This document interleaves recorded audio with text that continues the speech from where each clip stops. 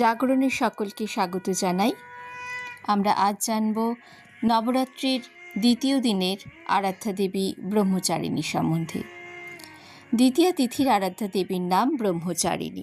মায়ের বিশেষ পছন্দের ভোগ চিনি।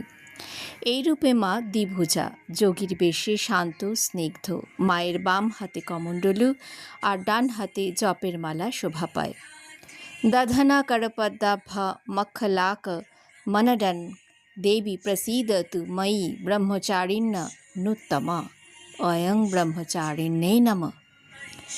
নবদুর্গার দ্বিতীয় রূপ ব্রহ্মচারিণী নবরাত্রি উৎসবের দ্বিতীয় দিনে তার পুজো করা হয়, যার অর্থ ব্রহ্মচর্য ব্রত অবলম্বনকারিণী। দেবী ব্রহ্মচারিণীর সম্পর্কে যে পৌরাণিক উপাখ্যানটি প্রচলিত সেটি গিরিরাজ হিমালয়ের গৃহে জাত দেবী পার্বতীর শিবকে পতিরূপে লাভ করার নেপথ্য কাহিনী। সতীর দেহত্যাগের পর শিব ধ্যানমগ্ন হয়েছিলেন, তাই সতী যে পুনরায় পার্বতীরূপে জন্মগ্রহণ করেছেন সেদিকে তার খেয়ালই ছিল না। এদিকে তারকাসুরের অত্যাচারে দেবতারা জর্জরিত।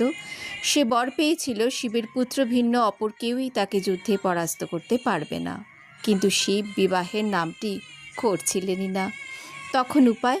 অগত্যা নারদ পার্বতীকে তপস্যা করার পরামর্শ দিলেন। নারদের উপদেশ মতো প্রথমে 1000 বছর শুধুমাত্র ফলমূল খেয়ে, তারপর 100 বছর শুধু শাক খেয়ে, তারপর কিছুকাল উপবাস করে, তারপর 3000 বছর শুধুমাত্র একটি করে বেলপাতা খেয়ে এবং শেষে কয়েক হাজার বছর নির্জলা উপবাস করে পার্বতী করলেন কঠোর তপস্যা। মা মেনকা দুর্গার তপস্যাক্লিষ্ট শরীর দেখে দুঃখিত হয়ে কন্যাকে নিরস্ত করার জন্য বললেন, উহ মা, আর না, যার অর্থ তাই।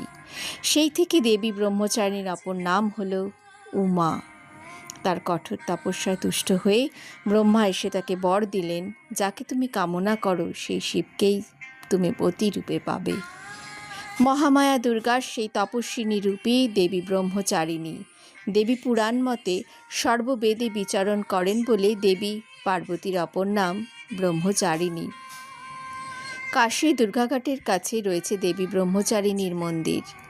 দেবী ব্রহ্মচারিণী ব্রহ্মজ্ঞান প্রদান করেন। তার পূজা করলে শুধু সংযম ও মানসিক শক্তি বৃদ্ধি পায় না, সাধক অনন্ত পুণ্যফল ও লাভ করেন এবং তিনি সর্বদা সিদ্ধি ও বিজয়ও লাভ করেন। আজ এই পর্যন্তই। পরে আসব মায়ের আরেকটি রূপ নিয়ে। সকলে ভালো থাকবেন, আমাদের পাশে থাকবেন।